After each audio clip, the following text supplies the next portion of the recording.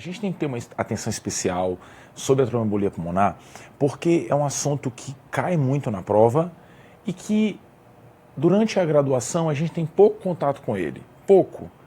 Na vida médica diária, a rotina das enfermarias e tal, a gente vê isso pra caramba, pronto-socorro, pensa muito nessa doença, principalmente porque ela é muito grave. Se a gente não suspeitar do diagnóstico, não der o diagnóstico, 30% dos pacientes vão falecer. Mata muita gente. Mas, de fato, lá na graduação, muitas vezes a gente não tem contato, não vê caso e tal, e fica muito virtual a doença, sabe? E por ficar muito virtual, a gente tem que ter uma atenção redobrada, porque cai na prova, e se a gente não tiver uma boa noção dela, a gente pode deixar passar uma questão simples, cara. A ideia é que nos próximos minutos a gente alinhe o raciocínio sobre a embolia de pulmão. Eu, quando estudava embolia de pulmão, na época da graduação, eu tinha muita dificuldade de entender muitos conceitos da doença por não sentir mesmo na prática.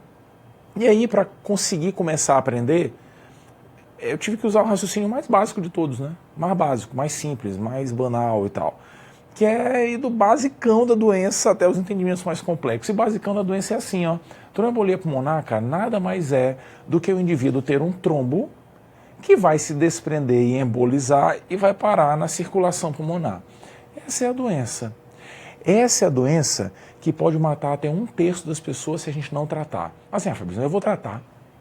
Eu vou tratar o cara e não vai morrer ninguém. Engano seu. Mesmo tratando, a mortalidade fica em torno de 5%, 8%. É uma doença grave, entendeu? A gente não quer isso aqui para ninguém. Tudo começa com trombo. Mas trombo? Como assim? Trombo? Cara, trombo a gente forma o tempo inteiro. Não. O tempo inteiro a gente forma trombo no corpo. A gente, a todo momento, está tendo pequenas rupturas vasculares. Eu estou andando aqui, cada passo que eu dou, eu rompo alguns vasos na planta do pé. Rompe o vaso, sangra um pouquinho, entra em ação a cascata de coagulação, porque senão eu vou virar um sangramento ambulante, coagula, forma um trombo. Esse trombo vai ficar lá até o vaso ser reparado. Na hora que o vaso for reparado, o trombo vai ser destruído. A gente faz isso, a gente cria trombo e destrói trombo. O tempo inteiro é assim. E tem que destruir o trombo mesmo, porque se não destruir o trombo, eu vou virar um coágulo ambulante, entendeu? Então essa dinâmica está acontecendo o tempo inteiro. Não é aí que a embolia acontece, não. A embolia pode acontecer quando o paciente tem um trombo a mais no corpo.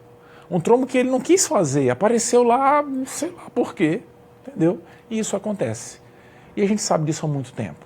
Rudolf Virchow estudou e mostrou pra gente que existem alguns fatores que aumentam o risco da gente formar trombo sem precisar muito. Esses fatores compõem a famosíssima tríade de Virchow. Tríade de Virchow são 3 fatores, né? Tá no nome. Que são os seguintes: estase venosa, lesão endotelial e algum estado de hipercoagulabilidade. O que Virchow disse foi assim, cara, papai, é o seguinte, se você tiver 2 desses 3 fatores, reza aí porque você tem risco de ter um trombo, entendeu? Se tiver 2 desse aqui já basta. Quer ver o que causa isso aqui? Estase, imobilização, o cara está imobilizado, parado, deitado, acamado, estase, o sangue não circula, sangue parado coagula. Lesão endotelial, cirurgia, por exemplo, trauma, entendeu? Estado de hipercoagulabilidade, tumor, uma neoplasia. Ou às vezes o cara nasce com alguma alteração genética que aumenta o risco de formar trombos, gera um estado de hipercoagulabilidade. Por exemplo, a mutação do fator 5 da coagulação, chamado fator 5 Leiden, pode gerar um estado de coagulabilidade excessiva. Viu só? Foi isso que ele disse. Aí a gente olha isso aqui, né? Aí vou perguntar para o paciente. Senhor Antônio, o senhor tem lesão endotelial? O que, doutor? Não. O senhor tem estase venosa? O que, doutor? Não dá, né? Não dá.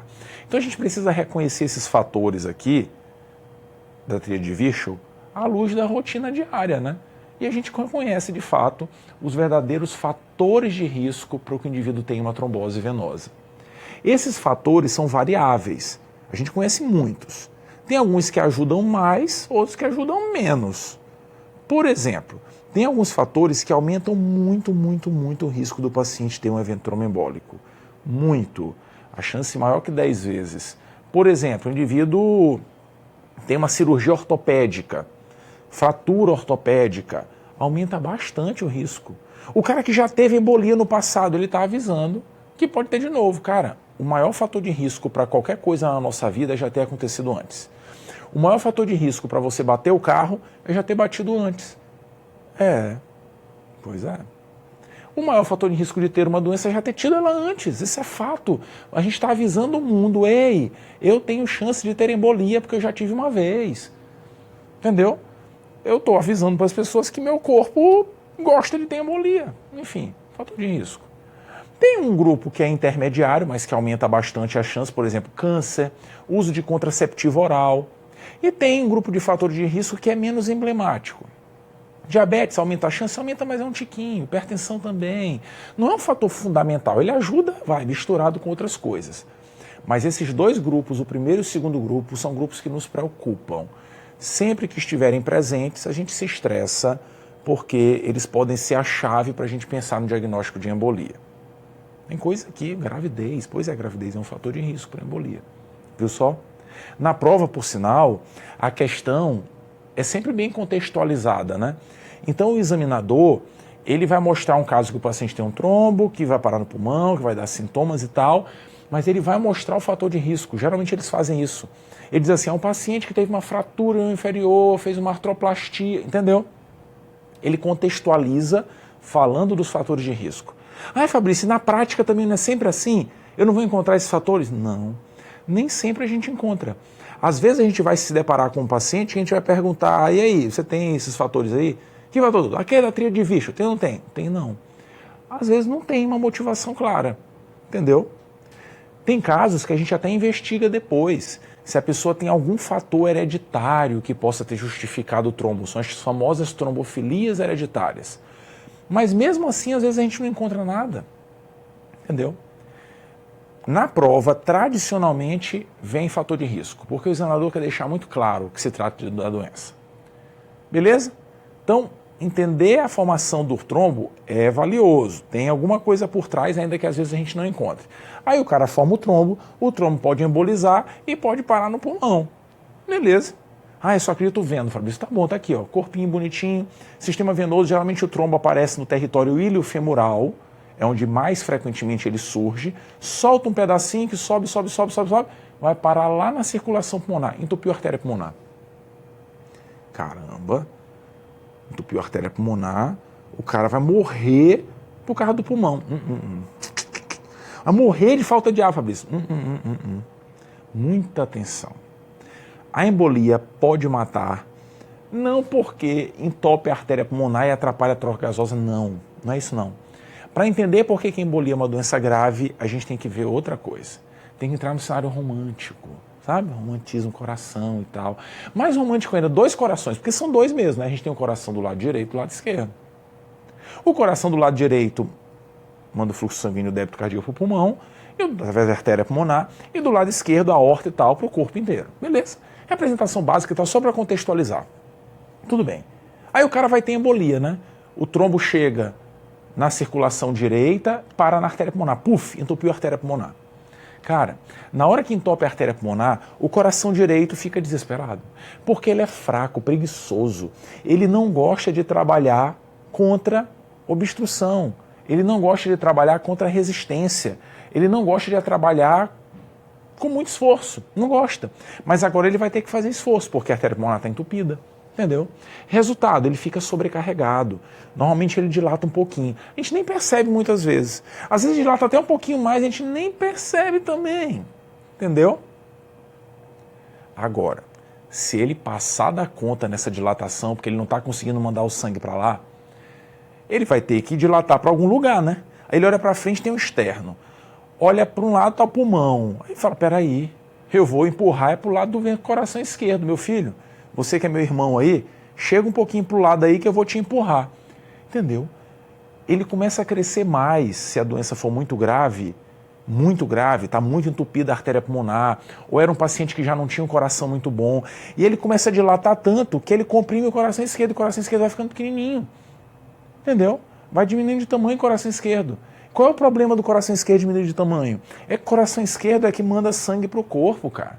É que gera pressão sistêmica. E aí o que acaba acontecendo? Vai menos sangue para o coração esquerdo, porque ele está pequenininho, e vai diminuir a pressão do indivíduo, entendeu? Diminui o débito cardíaco. Beleza, mas aqui está mantendo a pressão. Acontece que às vezes o coração direito sofre mais ainda. E quando isso acontece, cadê o coração esquerdo do cara? Sumiu, desapareceu. Sabe a pressão dele? Sabe? Aquela que tinha ainda há pouco? Acabou a pressão, o cara fica hipotenso, chocado, porque o coração direito entrou em falência e comprimiu o coração esquerdo. Viu só? É por isso que a embolia pode matar. É tudo por causa do coração, como tudo na nossa vida, né? Tudo paixão e tal, ou desilusão. Então, cara, o indivíduo com embolia pode morrer por causa desse maldito coração direito sobrecarregado. Esse é o problema. Isso depende do tamanho do trombo, claro, da quantidade de obstrução na circulação pulmonar, mas depende também de quem seja o paciente. Se for um paciente que já não tinha um coração muito bom, vai ser difícil ele tolerar, entendeu? No dia a dia, saber como está o coração direito do paciente faz muita diferença. Na prática é assim, ó, coração direito tá bom? Opa, tô tranquilo, de boa. Agora, se o coração direito estiver ruim, prognóstico péssimo. Como é que eu sei que o coração está muito ruim? O grande marcador é hipotensão. Mediu a pressão, está baixinha, cara, tô triste, entendeu? Preocupado. É um paradoxo até na embolia, né? Porque se a pressão estiver boa, muito boa, a gente, beleza, o paciente fala, doutor, não bastasse essa embolia, minha pressão está 16/9. Oh, meu Deus, que bom. Entendeu? É um paradoxo, né? A hipertensão é até legal na embolia, entendeu? É um sinal de que o coração está bom. Viu só? Hoje a gente sabe que no meio desse caminho aqui tem um outro grupinho de paciente. Que antigamente dizia assim, pressão está baixa? Péssimo. Pressão está boa? Está normal? Ótimo, calma. Tem alguns pacientes que mesmo com a pressão boa, eles estão num grupo intermediário. O coração direito deles não gerou ainda hipotensão, mas está quase lá. Se alguém chegar no ouvido do paciente e falar assim, embolia, ele instabiliza, entendeu? Então são pacientes limítrofes. A gente reconhece esse grupo e é um grupo que a gente tem um pouquinho mais de atenção quando eles estão internados. Então é muito importante olhar o coração direito. Agora, não adianta nada pensar no coração direito se a gente não deu nem ainda o diagnóstico de embolia, cara. Tem que dar o diagnóstico, entendeu? Depois a gente pensa no coração direito. Então primeiro dá o diagnóstico. Como é que dá o diagnóstico? E aí, como é que faz? A clínica é soberana. O diagnóstico é clínico. Vou dar o diagnóstico clinicamente. E é assim. Não é um trombo que sai daqui, vai pro pulmão e tal. Pois é, cuidado, hein? Apesar de ter essa história do trombo, nem sempre ele está aqui na perna e nem sempre ele dá sintoma. Nem sempre a gente vai encontrar queixa na perna. Então, cuidado. Na verdade, uma informação que é muito relevante no quadro clínico desses pacientes é que geralmente os sintomas são repentinos. O cara estava bem aqui, e pá, começa a sentir dor torácica, sei lá o quê, tudo que a doença pode trazer, entendeu? O quadro é meio súbito, repentino. No dia a dia, na prática diária, assim, nem sempre é tão súbito, sabe? O cara diz assim, foi às 8h23 da manhã, com 20 segundos. Não, não é assim. Mas ele vai contar que surgiu de manhã, ou surgiu ontem à noite, ele sabe mais ou menos o período que tudo começou. Beleza? Na prova, isso é mais emblemático ainda. Na prova, o examinador diz muito claramente que o quadro é súbito. E em prova de residência, cara, veio com conversa de que o quadro é súbito, tem que pensar em embolia. Tudo bem? Na prova é a causa mais comum de quadro súbito repentino. Pode procurar. Se fosse no computador a prova, né? Desse para fazer assim uma pesquisa de termos, pesquisa termos, tal. Bota lá súbito, onde tiver súbito deve ser embolia. Beleza? Tudo bem. Mas aí o cara vai ter um quadro súbito de quê, né? Quais são os sintomas da embolia? Para responder essa pergunta, eu vou buscar dados de um estudo muito antigo que envolveu muitos pacientes com embolia de pulmão, um estudo clássico chamado estudo PIOPED, foi feito na década de 1990, e que os pesquisadores receberam pacientes no pronto atendimento e fizeram um método diagnóstico para dizer se tinha ou não tinha embolia, entendeu? Eles confirmaram, pegaram os pacientes e fizeram testes para dizer se tinha ou não tinha doença. E eles encontraram dois grupos de pacientes, esse aqui, dois grupos. Um grupo foi confirmado que tinha embolia, o outro não tinha doença, entendeu? Fizeram um teste o melhor possível Para um grupo não tem embolia, o outro tem embolia. E esse estudo foi bom porque ele serviu para nos mostrar quais são os sintomas mais comuns da embolia. Porque os pesquisadores fizeram assim: ei, você aí, você mesmo, você. Me diz aí quais são os seus sintomas. Você tem embolia, eu quero saber, eu quero aprender quais são os sintomas mais comuns. Aí o cara falou assim: doutor, eu tenho dispneia, dor torácica, tosse, hemoptise, sintomas mais comuns da embolia. Legal, aprendemos. Show de bola, né? Pois é. Show de bola nada. Porque lá no grupo de pesquisadores tinha um capeta que falou assim: rapaz, espera aí. Vamos aproveitar que a gente já está aqui. Vamos fazer a mesma pergunta para esses caras aqui, ó. Para esses aqui que não tem embolia. Eles que chegaram no pronto-socorro, alguém suspeitou de embolia, mas eles não tinham, não foi confirmado. Perguntaram: aí, vocês aí, eu tô aí, ó. Que a gente até pensou no começo que talvez você tivesse, mas você não tem embolia. Quais são os seus sinais e sintomas? Adivinha? Igual. É a mesma coisa, cara. Viu só? Ou seja, os sintomas só ajudam a gente a suspeitar de embolia, não ajudam a confirmar. Ah, mas os sinais devem ajudar, né? E os sinais quais são? Mesma coisa. Taquicardia, taquipneia, alguns estertores eventualmente, entendeu? Sinais e sintomas da embolia só ajudam a suspeitar do quadro, não ajudam a definir o diagnóstico. Ou seja, fala baixo, baixinho. A clínica não é soberana na embolia, viu só? A gente precisa de exame para confirmar o diagnóstico. Importantíssimo isso. Tudo bem? Quadro clínico para a gente suspeitar. Na prática precisa de exame. Fabrício, já sei, o cara tem taquicardia, tem essa coisa do coração, já sei, vou ver o eletro. E eu lembro que o eletro pode ajudar. Cuidado. A alteração mais comum no eletrocardiograma de pacientes com embolia de pulmão é taquicardia sinusal. Está taquicárdico, porque desregulou a circulação pulmonar, o coração tem que acelerar para manter o débito cardíaco. Está taquicárdico, isso é o mais comum. Ah, mas eu lembro que tinha uma alteração clássica. Sim, até tem. Esse eletro até traz essa alteração. É uma alteração que é dita clássica, sabe, bonitinha e tal, mas ela não é determinante, ela não é específica. Se ela estiver presente, não diz que tem, se ela estiver ausente, não diz que não tem. Acabando suspense, que alteração é essa? Olha lá, só para o cantinho do eletro ali, olha lá. Ó. Derivações D1, D2 e D3, está aqui. A alteração está aqui. Essa alteração eletrocardiográfica chamada clássica, típica da embolia, é assim: presença de onda S profunda na derivação D1, onda Q na derivação D3 e onda T invertida na derivação D3. É exatamente o que a gente está vendo aqui. Esse padrão famoso S1, Q3, T3 é um padrão que a gente às vezes encontra na embolia. Na verdade, ele não quer dizer que tem embolia, não. Ele sugere que existe algum grau de sobrecarga do coração direito. Só isso. Só isso não, isso é muita coisa até, né? Mas não diz a doença, não. O cara pode ter um pneumotórax e ter isso aqui, entendeu?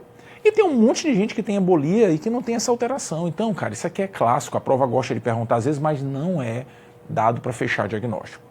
Tudo bem? Não é. Ah, Fabrício, eu já sei, então eu vou ver o coração de outro jeito, porque tu falaste aí que coração é importante.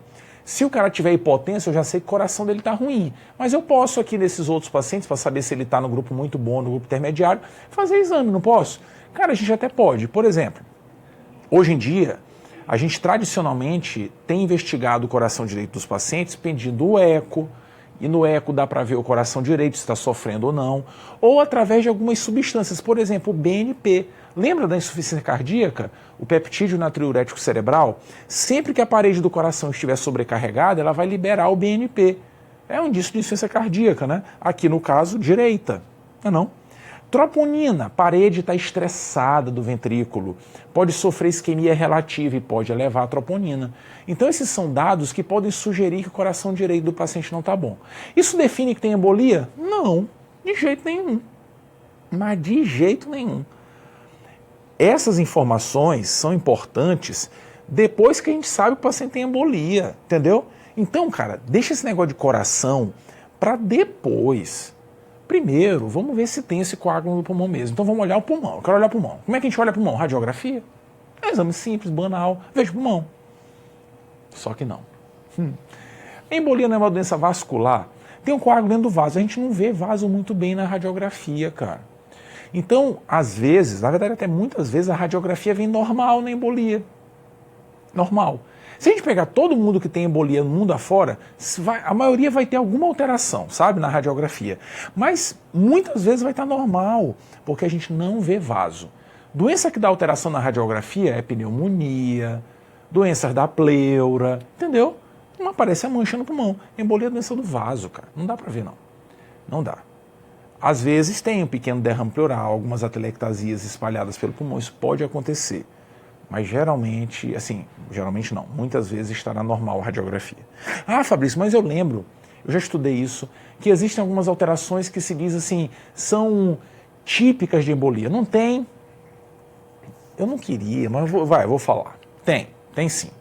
Olha essa radiografia aqui, ó. Tem uma coisa errada, não tem? Tem. Tem uma opacidade homogênea projetada na periferia aqui do pulmão direito. Tudo bem. Não esqueça essa opacidade. Imagine que esse paciente tem um trombo, um coágulo que chegou no pulmão e vai parar na artéria pulmonar bem aqui, ó. Vai parar bem aqui, ó. Ele veio, e pum, entupiu bem ali a artéria pulmonar. Resultado, a região que aquela artéria vai se bifurcando para irrigar vai sofrer com falta de sangue, não vai? Que região é essa? Aquela região triangular. É um triângulozinho com o ápice voltado para o hilo e a base voltada para a periferia. Essa imagem é uma imagem que pode sugerir que aquela área do pulmão sofreu isquemia e infartou. Essa imagem é clássica do famoso infarto pulmonar, que pode acontecer na embolia. Ela é chamada de giba ou corcova de Hampton. No camelo, né? A gibazinha, corcova do camelo e tal. Porque é uma imagem assim, né? Parece a corcova de um camelo na periferia. Na verdade é um triângulo, vai. Beleza. Essa imagem a gente observa em pouquíssimos casos, 10, 15%. E confirma embolia se ela aparecer? Não confirma não. Tem um monte de doença que dá isso aí. Pneumonia mesmo pode dar uma imagem como essa. Entendeu? Beleza. Tem outras. Essa radiografia mesmo aqui tem outra. Essa imagem aqui mais central, isso aqui é a artéria pulmonar, né? Artéria pulmonar direita, artéria pulmonar esquerda. Quando o paciente tem embolia, às vezes a artéria pulmonar pode ficar dilatada, porque está tudo entupido, né? E aí a artéria fica acumulando muito sangue, porque o ventrículo não está conseguindo bombear. E a gente pode medir, mede a artéria de um lado para o outro, se for maior que 18 milímetros ou 1,8 centímetro, isso é dilatação da artéria, significa embolia? Não, mas pode ser um indício secundário, dilatação da artéria pulmonar, que é chamado de sinal de Pala ou sinal de Flash, né? Tanto faz, é a mesma coisa. Beleza? Isso confirma ou afasta a embolia? Não. É um achado legal, clássico, mas não confirma nem afasta. Tem mais, tem outro legalzinho também, que está nessa radiografia aqui, que é chamado sinal de Westmark. Lembra dele? O sinal de Westmark é assim, o cara teve uma obstrução no vaso, na artéria pulmonar, e aí a gente vai parar de ver vaso, porque não está passando sangue. Tá vendo que essa região aqui do pulmão dele está mais escuro? Está escuro porque a gente não está vendo vaso. Essa regiãozinha aqui, ó, está marcada. Viu só? Está mais escuro porque não tem vaso sanguíneo aqui. Na verdade até tem, mas o vaso está vazio, porque a artéria está entupida. Esse sinal é mais difícil de ver, é difícil. Na prática a gente acaba vendo assim, retrospectivamente, sabe? A gente viu um caso de embolia e fala, deixa eu olhar essa radiografia de novo. Aí vai lá na região onde tem o trombo e diz, olha, realmente tinha o sinal de Westmark e tal. Viu só? Mais um sinalzinho para pensar na doença, mas que não confirma nem afasta. Essas alterações radiográficas são incomuns, são raras. Raras. Tem jeito não. Para ver embolia, tem que olhar dentro do vaso coágulo. Não tem jeito, cara. Tem que olhar. Ah, já sei. Eu vou então cateterizar a artéria pulmonar. Vou enfiar um catéter na artéria pulmonar. Vou jogar esse catéter lá dentro da artéria mesmo e vou enfiar contraste. Entendeu? Enfio o catéter e jogo contraste. E vou ver se a artéria vai ficar preenchida com contraste. Esse exame é a arteriografia, que é considerado o padrão ouro para o diagnóstico de embolia. Bem, é padrão ouro, mas não é tão legal assim não, sabia? Esse exame aqui pode complicar em até 2% dos pacientes. O paciente pode morrer fazendo arteriografia. Então a gente evita usar. Ah, mas é tão legalzinho aqui, dava para ver que vinha a artéria e de repente tem uma área aqui que não recebeu o contraste e tal. Sim, é legalzinho, mas não é um exame que a gente usa muito na prática diária. Não é, não é. Hoje a gente tem um monte de coisa para fazer melhor que a arteriografia. Ela é a última opção, a última mesmo. E nem sempre a gente chega lá. Os outros métodos são tão bons que a gente às vezes afasta o diagnóstico ou confirma com eles mesmos, sem precisar dela. Beleza? Grosso modo, a gente vai ter que olhar o trombo, o coágulo de outra forma. Ah, o trombo está na perna. A gente pode fazer uma ultrassonografia de membros inferiores com Doppler. Não pode? Pode. Pode sim. Se a ultrassonografia vier positiva, a gente confirma o diagnóstico, né? Fala sério. O cara tem sintomas respiratórios e tem um trombo na perna, está confirmado. E mesmo que não seja só isso, eu vou ter que dar o anticoagulante mesmo, porque tem um coágulo na perna, entendeu? Então a ultrassonografia é um método interessante, só que ela tem limitações. Depende do operador. Se vier negativo, não afasta a doença. A gente pode perder tempo, entendeu? Porque o coágulo pode estar em outro lugar. Então, assim, pode ajudar às vezes, mas não é o ideal. Não é. Ah, tem um método legal chamado cintilografia. Lembra dele? Lembra? Lembra da cintilografia? Lembra? Ah, deve ter estudado já. É bom ter estudado porque na vida real dificilmente a gente vê. É um método muito pouco utilizado, cara. Muito pouco utilizado. Cintilografia é assim, ó. O paciente vai lá na medicina nuclear, aí ele inala um fármaco nuclear e recebe na veia esse fármaco nuclear. O normal é que quando a gente inalar, ele se distribua de forma homogênea pelo pulmão e pela veia também, ele se distribui de forma homogênea. Isso é o normal. O que acontece na embolia? Na embolia, a gente tem uma área que não está recebendo sangue, não é não? Não é? Tem uma área que não recebe sangue. Na hora que o cara inalar o radiofármaco, ele vai se distribuir bem porque o pulmão está todo abertinho, o problema não é na via aérea. Mas na hora que ele receber pela via venosa, tem uma região que não vai se pintar, que é exatamente a região que tem o TEP, entendeu? Então, na embolia de pulmão, quando a gente fizer a cintilografia, ela vem com uma área de hipoperfusão, mas com ventilação normal. Isso é o clássico. Está caindo cada vez menos na prova porque a gente tem usado cada vez menos a cintilografia. Tem o problema da disponibilidade, interpretar o exame nem sempre é fácil, e tem o problema de doenças pulmonares também. Como assim doença pulmonar, Fabrício? É assim, ó. Se o paciente já tiver alguma doença pulmonar, como esse caso aqui, ó, o cara tem DPOC, ó, fumacinha do cigarro, fumaça do cigarro, entendeu? Fumacinha do cigarro. Fumaça, destruiu o pulmão. Quando ele usar pela via inalatória, essas áreas não vão pintar, porque está destruído, né, pelo cigarro. Beleza. Qual é o problema? É que quando a gente tem uma doença no pulmão, aquela região que estiver destruída, ela fisiologicamente, para se proteger, ela fecha os vasos. Os vasos desse local sofrem por um mecanismo reflexo, constricção. Lembra disso? É um reflexo de vasoconstricção hipóxica. A gente discutiu isso na aula de DPLC. Fechou. E aí quando o cara fizer a fase de perfusão do exame, ele vem pretinho também. Aí a gente vai ficar em dúvida, tem ou não tem embolia aqui? Ou será que é só doença pulmonar? Entendeu? Então se tiver doença no pulmão, derrame pleural e tal, não dá para fazer a cintilografia. Por que o derrame pleural? Porque o derrame pleural vai apertar o pulmão, vai pouco vaso para aquele local. Como é que eu vou saber se tem embolia ou não tem? Entendeu? Porque o pulmão vai ficar apertadinho aqui, ó.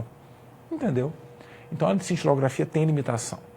Felizmente, hoje, a gente tem um método muito bom, que é o que a gente mais usa na prática diária, que é a angiotomografia. Veja, ainda hoje, no papel, a arteriografia é considerado o padrão ouro. Mas o melhor teste para uso na prática diária é a angiotomografia.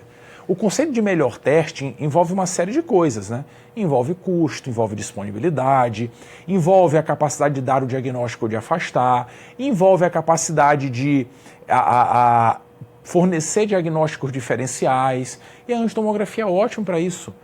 O que a gente vê na angiotomografia? A gente vê o coágulo na circulação pulmonar, ponto final. Está aqui, ó. Isso é uma angiotomografia, um corte dela, né? Aqui a aorta ascendente, a aorta descendente, veia cava, e aqui a artéria pulmonar. O tronco da artéria pulmonar e o ramo direito, cheia de contraste. Até esse ponto aqui que tem uma massa cinza dentro da artéria. Isso é um trombo, embolia de pulmão. Entendeu? Então a gente consegue ver muito bem a imagem. Tem mais, né? Olha esse outro caso aqui. Nessa outra situação, a gente observa aqui no ramo lobar, olha só, artéria pulmonar, e tem uma densidade no interior. Esse paciente tem até um pequeno derrame pleural associado. Embolia de pulmão. Viu só? Ai, vi não, Fabrício. Então vamos ampliar, olha só. Está aqui, ó, mais perto, olha só. Viu só? Uma falha de perfusão com um pequeno derrame pleural associado. A angiotomografia é um método muito bom. O problema dela, às vezes, é para ver vasos mais periféricos. Quanto menor o vaso, mais difícil da gente ver se tem mesmo coágulo, entendeu? Então os ramos subsegmentares é difícil de visualizar. Por isso que nem sempre ela vai afastar a embolia. Depende muito do caso, sabe, que a gente está vendo e tal. Mas nem sempre ela afasta. Se vier positivo, já confirma. Mas se vier negativo, tem que ver bem, analisar bem caso a caso. Beleza? É óbvio que se a gente fizer a tomografia, ela não mostrar embolia, mas mostrar outra doença, que nem essa daqui, ó, acabou, não é embolia mesmo não. Que doença que é essa aqui? E aí? Conseguiu identificar? Aorta ascendente, aorta descendente, veia cava, artéria pulmonar. Que doença é essa? Que doença é essa? Olha a aorta descendente de novo, ó. A aorta descendente está dividida pela metade. Tem 2 lúmens na aorta descendente. Isso é a famosa dissecção de aorta, doença gravíssima, gravíssima. Difícil a gente flagrar isso só na angiotomografia sem saber que era, né? Difícil, mas enfim, a angiotomografia sem saber, sem suspeitar, né, que era dissecção de aorta, que o quadro clínico não é tão parecidinho assim não, mas beleza. Mas imagina só, né, dissecção de aorta, se a gente anticoagular o paciente já era, entendeu? Imagina. Se a gente der o anticoagulante que a gente dá na embolia de pulmão para o paciente com dissecção de aorta. Não dá, não pode não, cara. Beleza? Então a tomografia ajuda no diferencial. Às vezes a mostrar um tumor, às vezes a mostrar pneumotórax, às vezes a mostrar uma pneumonia, uma consolidação, entendeu? Então ajuda pra caramba. Beleza? Beleza, Fabrício. Então agora eu já sei. Suspeitei de embolia, vou pedir tomografia. Para todo mundo, é? Poxa, o exame é caro, usa contraste. Todo mundo vai fazer tomografia. Precisa disso, hein? Caramba, será? Puxa vida. Não, não é possível. Não. Porque pensa comigo aqui. O cara tem um trombo, né? Ele tem um trombo. Esse trombo, ele é demais e tal, mas ele vai ser destruído alguma hora, porque a gente tem o sistema fibrinolítico. O trombo vai ser destruído, todo trombo é destruído e forma os produtos de degradação da fibrina. E um deles, muito famoso, é chamado dímero D. Ah, lembrou, né? Pois é. Cara, muito cuidado com o dímero D. O raciocínio é assim, ó. Bem, se um trombo formado ele vai ser destruído e vai liberar o dímero D, ficou fácil. Porque se eu dosar isso aqui num paciente com suspeita de embolia e vier elevado, veio elevado o dímero D. É sinal que o paciente tem muito trombo, ele está destruindo o trombo. O que dá para a gente dizer, então? Que o paciente tem embolia? Não, senhor. Não dá para dizer nada. Sabe por quê? Olha para mim aqui, olha para mim. Cara, lembra da nossa discussão lá no início? A gente forma trombo o tempo inteiro. O tempo inteiro a gente forma, o tempo inteiro a gente destrói trombo. Então, dependendo do que a gente aprontou aí nos últimos dias, pode ser que o nosso nível de dímero D esteja mais alto. Corri maratona, São Silvestre, corri sei lá o quê, fiz muito exercício físico, uma academia, ou então estou séptico, grávida, sou um politraumatizado, queimado, doença qualquer, um monte de coisa aumenta o dímero D. Um monte de coisa. Basta ter um pouquinho mais de lesão vascular, aumenta o dímero D. Entendeu? Então esse teste, se positivo, não diz que o paciente tem embolia. Não diz não. Pode ficar quietinho, não diz nada. Beleza? Volta para cá. Entendi, Fabrício, ele é pouco específico. Mas vem cá, e se vier altão? Mesmo assim, cara, não quer dizer que seja embolia. Bem, então por que esse teste é importante? Ele é importante pelo contrário. Ele é um teste que não é específico, mas ele é um teste que tem uma boa sensibilidade. O que isso quer dizer? Que se ele for negativo, se o teste for negativo, a gente pode considerar afastar a embolia. Viu só? Por quê? Porque isso denota que o paciente não tem tanto trombo assim. Entendeu? Não está cheio de trombo. Veio normal o dímero D. Viu só? Agora, o problema é que, apesar de ser um teste legal, bonitinho e tal, tem uma boa sensibilidade, ela não é de 100%. Então ele não é capaz de confirmar que não tem trombo, entendeu? Em alguns casos, o paciente pode ser que tenha um trombo sim, e o dímero D simplesmente não aumentou tanto, entendeu? Às vezes ele pode enganar a gente. Ele vem negativo e o paciente tem trombo sim. Na prática, como a gente sabe que ele é muito bom, só não é perfeito, mas é muito bom, a gente acaba fazendo assim, ó. A gente vai considerar o resultado do dímero D naqueles casos em que a gente pensou em embolia por acaso, sabe? A gente olha para o paciente e fala assim, olha, eu acho que você tem pneumonia, Mas, cara, sei lá. Eu acordei hoje pensando em embolia, pensando que eu ia ver uma pessoa com embolia, e você é o único paciente que eu atendi hoje. Então deve ser você. Estou achando agora que você talvez tenha embolia, entendeu? Pensou por uma razão absurda, é uma hipótese a mais e tal. Nesses casos, vale a pena usar o dímero D. Porque se a gente se o dímero D vier negativo, vai dar para afastar o diagnóstico. Eu vou confiar no dímero D. Porque eu pensei por acaso em embolia, não era a principal hipótese. Agora, se for a principal hipótese, sabe aqueles casos que está piscando na testa do paciente, doutor, eu tenho TEP, eu tenho TEP, eu tenho TEP, eu tenho embolia de pulmão. Nesses casos, a gente não vai usar o dímero D, porque ele não vai ter a força de afastar o diagnóstico. Eu não vou confiar em exame de laboratório, cara, fala sério, entendeu? Então, se o paciente tiver aquele caso assim, ó, cheio de fator de risco, quadro clínico compatível, não consigo encontrar outra doença que explique, não vou pedir dímero D. De jeito nenhum. Porque mesmo que ele venha negativo, não vai afastar. Então, nem peça. Tudo bem? Ah, Fabrício, mas eu vou ter dificuldade de fazer isso, cara. Eu não tenho experiência ainda não. Como é que eu faço? Para essas situações, existem os chamados scores de probabilidade clínica. Na embolia existem vários. O mais famoso deles é o de Wells. E é assim, ó, são vários parâmetros, algumas variáveis, e para cada uma delas o paciente recebe uma nota. Por exemplo, se ele tiver sinal e sintoma de trombose venosa profunda, ele ganha 3 pontos. Se ele tiver taquicárdico, ganha 1,5 ponto. Se ele fez uma cirurgia nas últimas 4 semanas ou estiver imobilizado, 1,5 ponto. Se ele tiver hemoptise ou câncer, 1 ponto. Então esse score a gente aplica e soma a pontuação do paciente para definir a probabilidade. É alta, baixa, intermediária, entendeu? Tem várias formas de interpretar. No livro, por sinal, a gente fala muito dessa probabilidade alta, baixa, intermediária. Aqui, por questões didáticas, eu vou até usar uma interpretação diferente, que é a interpretação do score de Wells modificado, que diz assim, ó, faça a continha. Se for maior do que 4, embolia é provável. Se for menor ou igual a 4, embolia é improvável. Tudo bem. Fabrício, está errado eu não usar esse score? Não está errado, não. Eu quero usar só meu julgamento clínico. Não está errado. Não está. É mais para quem não tem experiência. A prova não costuma perguntar essa pontuação. Não costuma.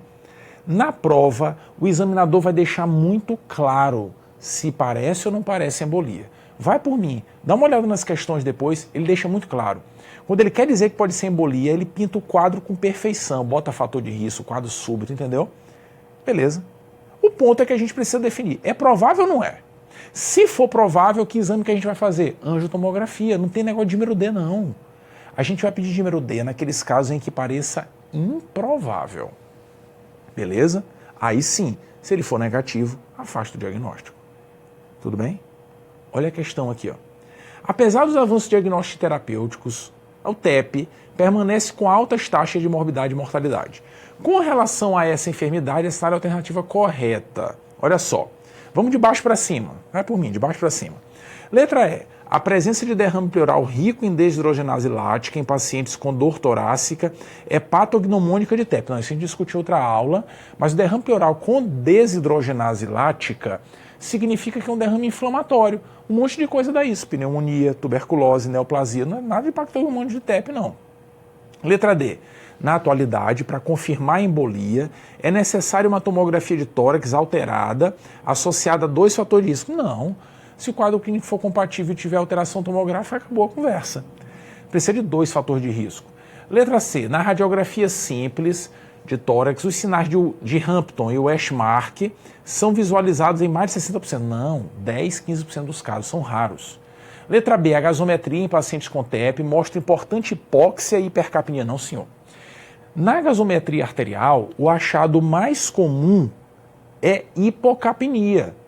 Por que hipocapnia? Porque quando o paciente tem agressão vascular lá no pulmão, tem alteração intraorgasosa, ele, para não ficar hipoxêmico, ele começa a hiperventilar. Essa é uma resposta padrão a qualquer agressão ao sistema respiratório. O cara hiperventila. Resultado da hiperventilação da taquipneia, hipocapnia. Esse é o achado mais comum. Hipoxemia a gente vai ver só em casos mais graves. Beleza? Sobre a letra A. Em pacientes com suspeita de TEP, um teste negativo para dímero D torna pouco provável a presença de fenômeno embólico. Tudo bem. Beleza.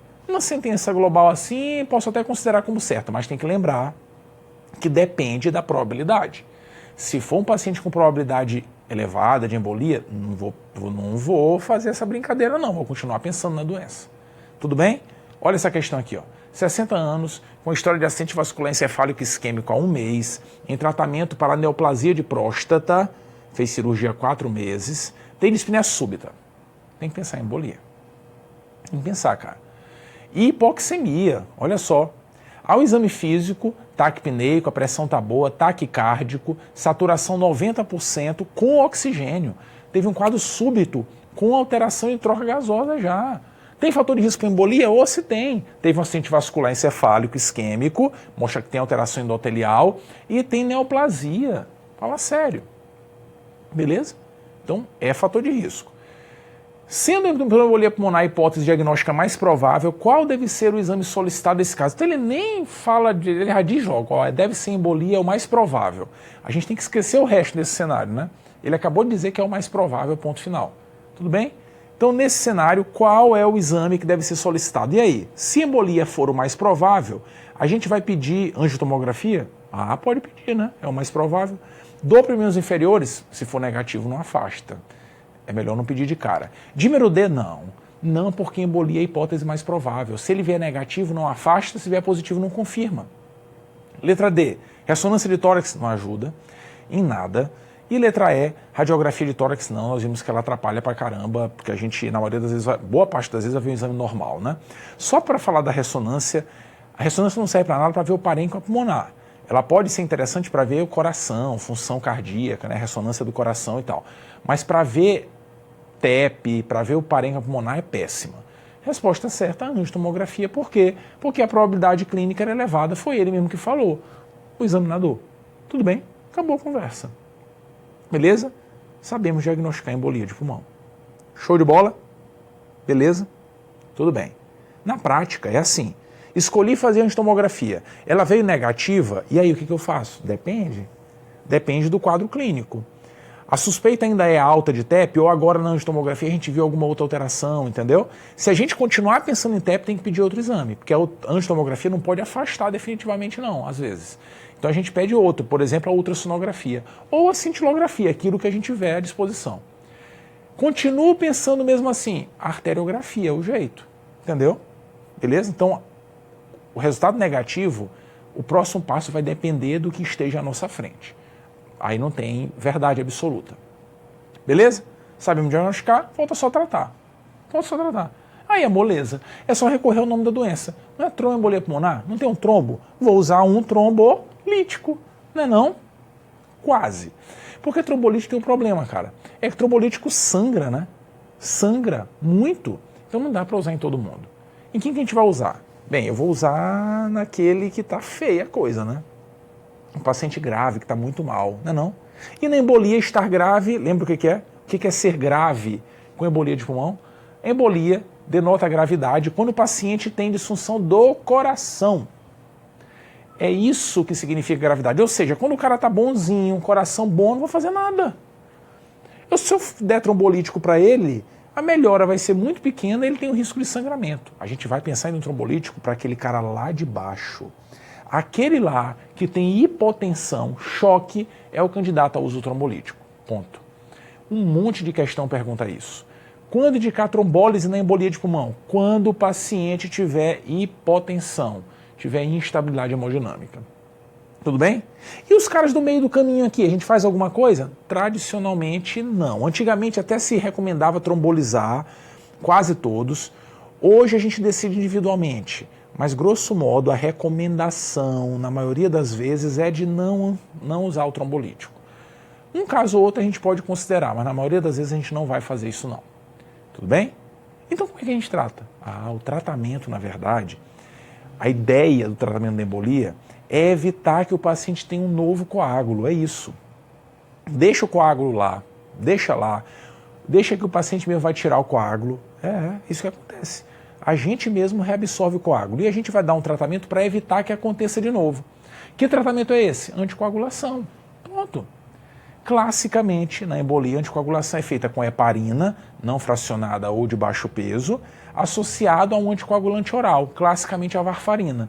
A gente inicia os dois juntos, assim que a varfarina começar a fazer efeito, controlado pelo coagulograma, lembra? A gente dosa a atividade de protrombina, o RNI.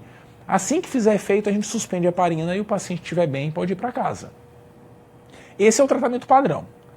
Nos últimos 5 anos, isso foi um pouco modificado, porque a gente começou a ter uma outra opção, que para a imensa maioria dos pacientes é melhor do que usar a varfarina, que é utilizar um dos NOACs, que a gente já usa na cardiologia também e tal. Os NOACs, que sempre foram chamados de novos anticoagulantes orais, não são mais novos, né? Então a gente chama hoje de anticoagulantes orais não antagonistas da vitamina K. São fármacos que se mostraram tão bons quanto a heparina e a varfarina, mas com menos risco de sangramento. Então eles foram incorporados à rotina da embolia. O detalhe, a nuance desse tratamento, é que existem 2 grupos de NOACs na embolia. 2 tipos, 2 grupos, de um lado a rivaroxabana e a apixabana, de outro a dabigatran e a edoxabana. Qual é o detalhe desses fármacos aqui? As provas têm cada vez mais perguntado sobre eles, então é importante a gente reconhecer esse ponto. É que desses fármacos, alguns a gente pode dar direto para o paciente, entendeu? Pensei em embolia, dei o diagnóstico, eu posso dar direto, para ele começar o tratamento já com esses remédios. Quem são eles? A rivaroxabana e a apixabana. Rapidinho eu dou o remédio para o paciente. Rapidinho. R de rivaroxabana, rapidinho. E API, né, do rapidinho, RAPI da apixabana. Gravamos, viu só? Então a rivaroxabana e a apixabana, R de rivaroxabana, API, rapidinho, a gente pode dar para o paciente de cara, sem ter que dar heparina antes. Já a dabigatran e a edoxabana, tem que dar heparina primeiro por 5 dias e depois que vai dar esses remédios. Então o paciente tem que ficar internado um tempinho. Entendeu? Quando a gente usa aqueles NOACs lá de baixo, pode dar alta logo se o paciente estiver bem. Beleza? Só para a gente pontuar essa diferença na recomendação atual, pode ser que isso mude com o tempo, mas hoje a recomendação é essa. Beleza? Aí o paciente vai ficar anticoagulado e o ponto é, até quando a gente vai ter que manter o tratamento que é para evitar um trombo novo? Essa é uma pergunta importante. Antes ela era complexa de se responder, hoje é fácil. Hoje a regra é a seguinte, depende do que causou a embolia. Tem um fator de risco identificável? Tem um fator de risco? Se tiver um fator de risco daqueles grandes, né, daqueles principais, que o risco é maior que 2, se tiver um daqueles, ele foi removido, por exemplo, foi uma fratura ortopédica, resolveu a fratura? Resolveu. Espere 3 meses e tira o remédio. Entendeu? Então, na hora que o fator for removido, a gente conta 3 meses e depois tira. Agora, se não tiver fator de risco, ou então, se o paciente tiver um fator de risco permanente, por exemplo, uma trombofilia, na família tem vários casos e tal, aí a gente mantém o tratamento por tempo indefinido. Tudo bem? Não achei fator de risco. Não achei. O cara teve embolia do nada. Deixa ele com tratamento pro resto da vida, cara, enquanto der, entendeu? Vai deixando. Se ele começar a ter complicação sangramental, a gente pode até suspender. Não vai deixando. Cara, quando a gente conversa aqui, sempre surge uma dúvida, uma perguntinha muito importante. Olha para mim aqui. Beleza, Fabrício. Então eu estou aqui com um paciente que não tem embolia, que não tem fator de risco claro. Eu preciso investigar algum fator de risco aí escondido? Por exemplo, tumor. Não pode ser um tumor escondido? Eu tenho que investigar. Ou essas trombofilias aí, eu tenho que investigar em todo mundo? Peraí. Primeira coisa, tumor. A gente sabe que não vale a pena investigar tumor oculto. Não vale. Não vale. A gente pode investigar os tumores da idade, né? Então, por exemplo, o paciente tem que fazer colonoscopia porque tem 60 anos. Ou tem que fazer mamografia por conta da idade. Aí tudo bem. Não pela embolia, entendeu? Por causa da idade. Mas a embolia não deve motivar a busca por tumores ocultos. Não, isso não vale a pena. O outro ponto é em relação a investigar trombofilia, alteração genética. Quando que a gente vai fazer isso? A gente vai investigar as trombofilias em situações muito peculiares. É assim, é um caso de um paciente que teve embolia sem nenhum fator de risco claro, entendeu? Eu tive uma fratura, então esquece. A causa é a fratura. Eu estava grávida, a causa é a gravidez, entendeu? Então não pode ter fator de risco. Se não tiver fator de risco, a gente vai fazer uma pergunta a mais para a pessoa, quer dizer, algumas perguntas. Você tem menos de 45 anos? Se tiver, tem que investigar. Você teve trombose no local incomum? tipo assim, seio cavernoso, que é uma coisa estranha, se tiver, tem que investigar. Você já teve caso de trombose na família? Se tiver, tem que investigar. Você já teve trombose antes? Se tiver, tem que investigar. Entendeu? Então tudo parte de não ter fator de risco. Se não tiver fator de risco, a gente faz essas 4 perguntinhas. Se uma delas for positiva, idade menor que 45 anos, trombose em local pouco habitual, história familiar ou história pessoal, tem que investigar alguma trombofilia. Beleza? Se não, esqueça isso. Volta para cá. Tudo bem? Então essa é a regrinha da manutenção do tratamento. Show? Beleza? Muita atenção com uma questão filosófica, né? Que a gente trata a embolia evitando um trombo novo, né? Grosso modo, isso aqui não é um tratamento, né? É profilaxia secundária, mas é assim, a gente não usa o termo profilaxia para não confundir. Porque profilaxia na embolia mesmo, a gente fala mais no cenário da profilaxia primária. Então não é evitar um trombo novo. Um trombo de novo é profilaxia secundária. A questão de profilaxia mesmo é a profilaxia primária, é evitar que tenha trombo, entendeu? Quando é que a gente vai fazer isso? Isso é padrão no ambiente hospitalar. Quando o paciente interna com uma doença, vai ficar acamado, tal, ele tem vários fatores de risco, cara, para ter embolia. Então a gente tem que ficar esperto. Então existe uma regrinha no hospital. Claro, todo hospital tem seu protocolo e tal, isso é verdade, mas tem uma máxima para a gente seguir. Uma máxima. Né? Tem scores, às vezes, mas vai por mim, uma máxima. A máxima é a seguinte, ó. Todo paciente é candidato, que esteja internado, a fazer profilaxia química com heparina. Usar heparina como profilaxia. Todo paciente. É óbvio que isso é uma regra, tem exceção. Aí está o asteriscozinho, está bem pequenininho ali, que é para não ler mesmo. Porque a gente tem que lembrar que todos são candidatos, cara. Isso faz muita diferença. Muita diferença lembrar, o médico se lembrar sempre de prescrever, entendeu? Porque as exceções são muito pontuais. Se eu for lá ler, eu vou lá ler pra gente, ó. Eu vou ler aqui, ó. Tá escrito aqui, ó, que exceto se o cara tiver menos de 40 anos, jovem, se ele não estiver acamado, puder deambular, entendeu?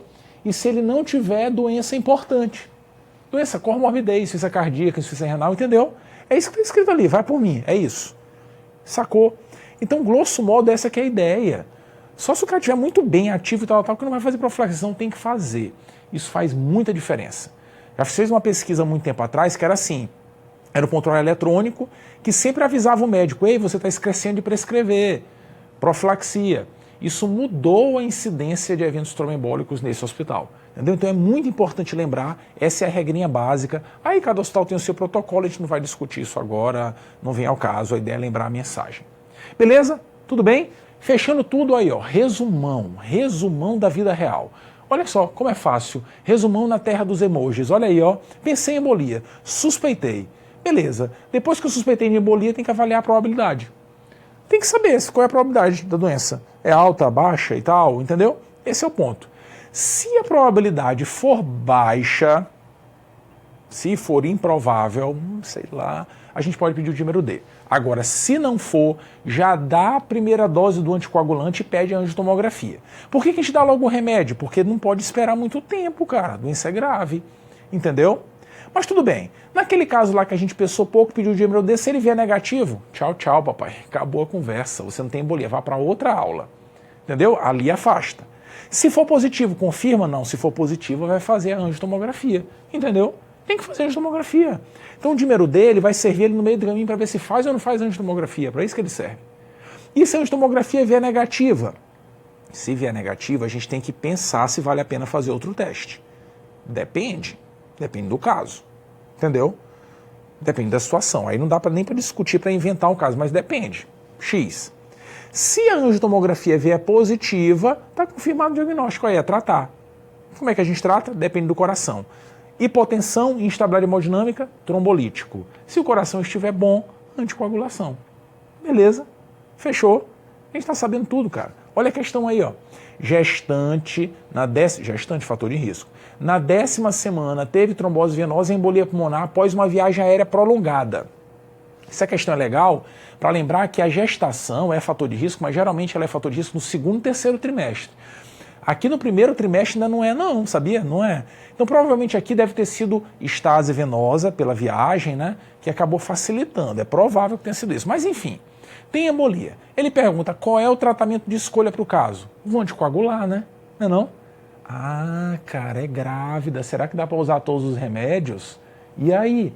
O que a gente vai usar? Eu vou usar rivaroxabana, um dos NOACs? Não pode usar NOAC na gravidez. Varfarina também não pode. No primeiro trimestre aumenta o risco de teratogenia. Eu vou colocar um filtro de cava. Ah, lembra quem é esse? Filtro de cava é um tratamento de exceção na embolia. Isso aqui, ó. Isso é uma radiografia coluna. Tem uma substância aqui, um guarda-chuvinha dentro da veia cava. É um filtro. Se vier algum coágulo passar por aqui, ele fica preso nesse filtro. Esse é um tratamento que a gente faz pouco hoje e ele é recomendado quando o paciente tem embolia, ele tem embolia e não pode anticoagular por alguma razão. Está tendo sangramento, por exemplo. Entendeu? Tem que suspender o anticoagulante. Nesse período a gente coloca esse filtro na veia cava. Depois ele pode ser retirado também. Né? Depois que volta o anticoagulante a gente pode ir lá e tirar. Com cateterização. Vai lá e coloca, vai lá e tira. Beleza? Essa é uma indicação. A outra é no paciente que mesmo com o tratamento anticoagulante fica tendo coágulo a mais. Que estranho. Esse cara tem alguma doença excessiva. A gente coloca o filtro de cava para tentar evitar que tenha novas embolias. Mas é um tratamento de exceção. Tudo bem? Só para a gente lembrar. Enoxaparina. Ah, beleza. Esse, de fato, é o tratamento recomendado na gestação. Usar uma heparina de baixo peso molecular. Tudo bem? Dabigatran também não, é o NOAC, não está recomendada. Beleza? Essa é a embolia, cara. Mensagens importantes, muitas. Dá uma olhada nas questões aí no material, vai deitar e rolar, o assunto é muito bacana, a gente não vai errar na prova. Grande abraço.